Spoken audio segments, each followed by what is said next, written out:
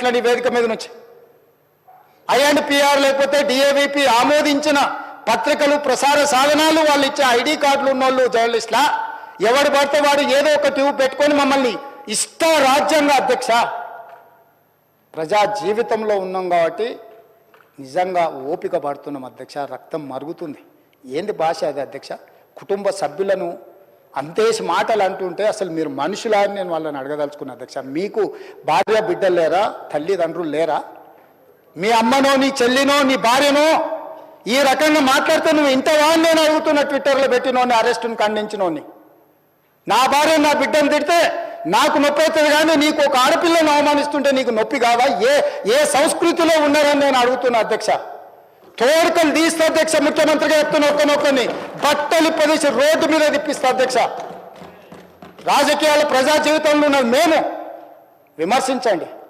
విశ్లేషించండి మా గురించి మాట్లాడండి ఆడబిడ్డల గురించి ఇంట్లో ఉన్న ఆడోళ్ళ గురించి మాట్లాడే సంస్కృతి ఎక్కడి నుంచి వచ్చింది అధ్యక్ష తెలంగాణ సమాజం ఇదేనా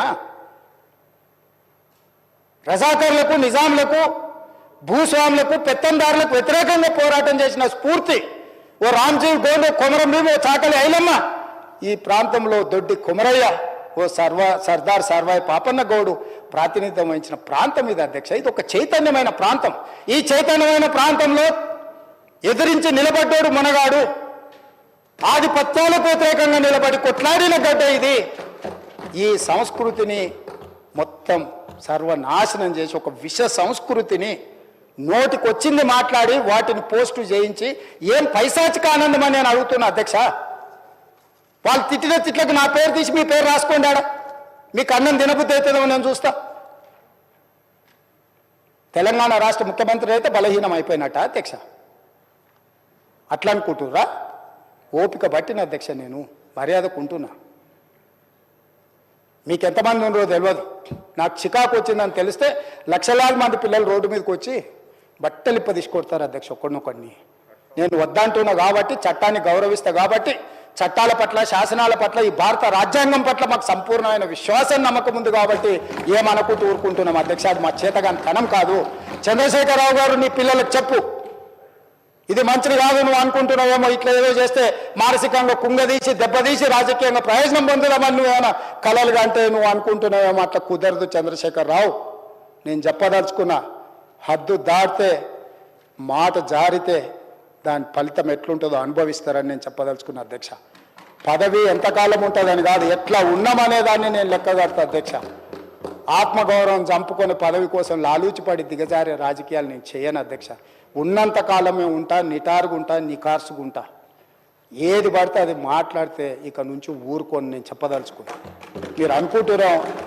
ఏది పడితే అది బాగా మాట్లాడితే చలిపోద్ది లేకపోతే కోర్టుకు పోతే బెయిల్ వస్తుంది లేకపోతే ఈడిపోతే అది వస్తుంది ఆడిపోతే ఇది వస్తుంది మానసికంగా మమ్మల్ని దెబ్బతీసి ప్రయోజనం పొందాలని అవసరమైతే చట్టాన్ని సవరించే పని అని చేస్తాం ఏం భాష అధ్యక్ష ఒకసారి మీరు చూడండి అధ్యక్ష ఆడపిల్లలు ఆ రకమైన భాషను వాడి ఆడపిల్లలే వాళ్ళ ప్లాట్ఫామ్లలో పోస్టింగ్ చేస్తే ఇది మంచిదా అధ్యక్ష ఏం సాంప్రదాయం తెలంగాణలో ఇట్లాంటి సాంప్రదాయం ఎప్పుడైనా ఉందా అధ్యక్ష తెలంగాణ ఉద్యమం సందర్భంలో కూడా అంత పెద్ద ఎత్తున భావోద్వేగాలు ఉన్నప్పుడు కూడా ఇలాంటి భాషా ప్రయోగం జరగలేదు అధ్యక్ష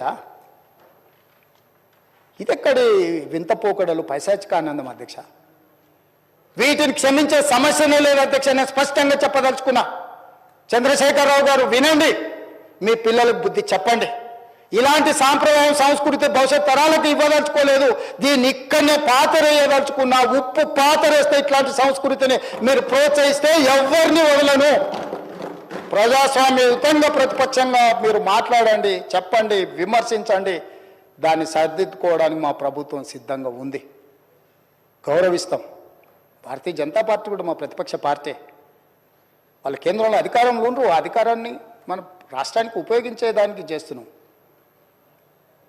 అందుకే అధ్యక్ష తమరు కూడా అక్కడి నుంచి ఆదేశాలు ఇవ్వండి దీని మీద చర్చ జరగాలి మీడియా మిత్రులకు కూడా నేను అడుగుతున్నా మీ సంఘాలు ఏవైతున్నాయో సంఘాల నాయకులను కూడా అడుగుతున్నా ఎవరో జర్నలిస్టులు లిస్ట్ ఇవ్వండి జర్నలిస్ట్ అనే పదానికి డెఫినేషన్ ఏందో ఇవ్వండి ఆ లిస్ట్ ఇవ్వండి ఆ లిస్టులో ఉన్నోళ్ళు ఇట్లా తప్పు చేస్తే ఏం శిక్షిస్తారో మీరు నిర్ణయించండి ఆ లిస్టులో లేనోడు జర్నలిస్ట్ కాడు జర్నలిస్టు కానోడిని క్రిమినల్ కిందనే చూస్తాము ఆ క్రిమినల్స్ని ఎట్లా ఎట్లా జవాబు చెప్పాలనో గట్లనే చెప్తాం. ముసుగేసుకొని వస్తే ముసుగు ఊడవికి బట్టలు గుడ్డలు ఊడదీసి కొడతా అని చెప్తున్నా. నేను తమాషా చేయొద్దు.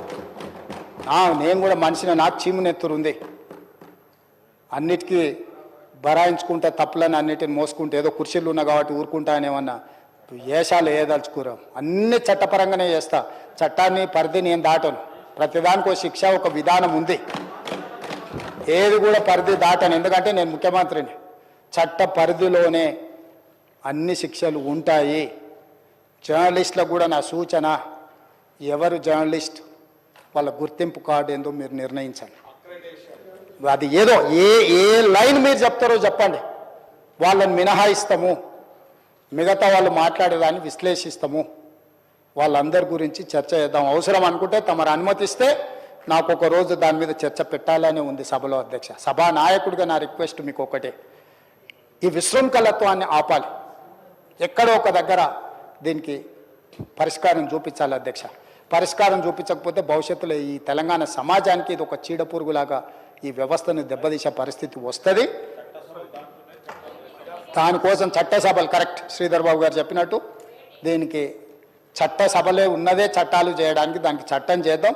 ఒకసారి తమరి నేతృత్వంలో ఆదేశిస్తే లెజిస్లేటివ్ అఫైర్స్ మినిస్టర్ గారు జర్నలిస్టు సంఘాలను కూడా పిలిచి, అదేవిధంగా ఐఎన్పిఆర్ మినిస్టర్ గారు కూడా నా సూచన, మీరు పిలిచి కూర్చోబెట్టి మాట్లాడండి. ఇది చర్చ చేయండి. దీన్ని వదిలేసి ఊరుకుంటే ఎవరినో ఒకరిని అన్నారని కాదు, ఇది ఎవరినన్నా మనల్ని అందరిని అన్నట్లనే. నా ఒక్కడి ఆవేదన కాదు, ఇది అందరి ఆవేదన వినే నేను ఈరోజు చెప్పదలుచుకున్నాను.